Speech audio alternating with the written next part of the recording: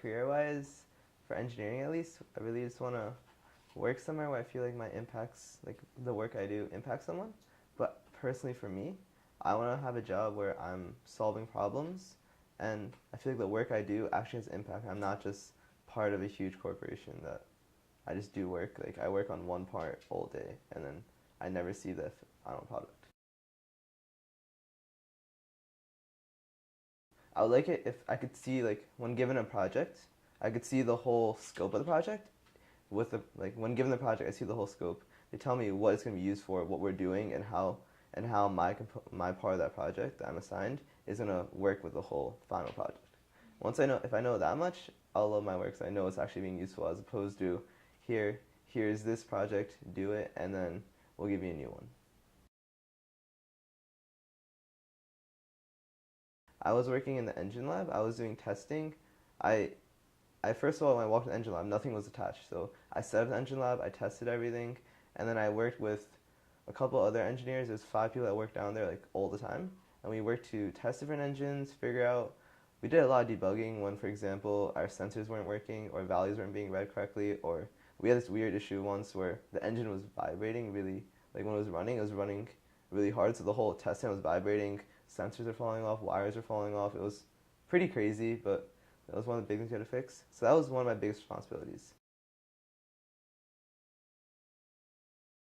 My second biggest project was it was a modeling project. I was modeling different engine types in a program called GT Power.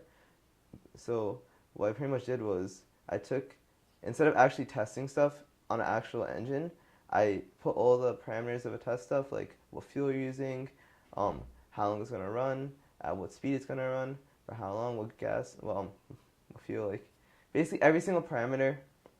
I modeled the engine part by part, put it together, and ran it through tests. So some were minutes long, hours. I put in max power, like then I modeled like long term, like how what happens if it run it for a week, stuff like that, and put those numbers. And I presented those to my colleagues and my supervisors, and then we took that data and then we moved forward with their other projects.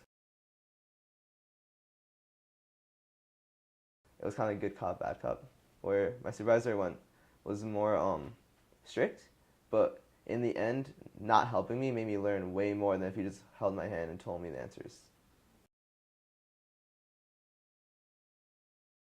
I think it just depends on the person. If someone's worked with engines in the past with their parents, they might be more familiar with the lab setting and not the research setting. Or if someone's done research with a professor here, they might think the research setting, the more research reading papers, looking at documents, writing proposals is easier, and the lab might be a whole new thing. It showed me that I can't sit at a desk all day.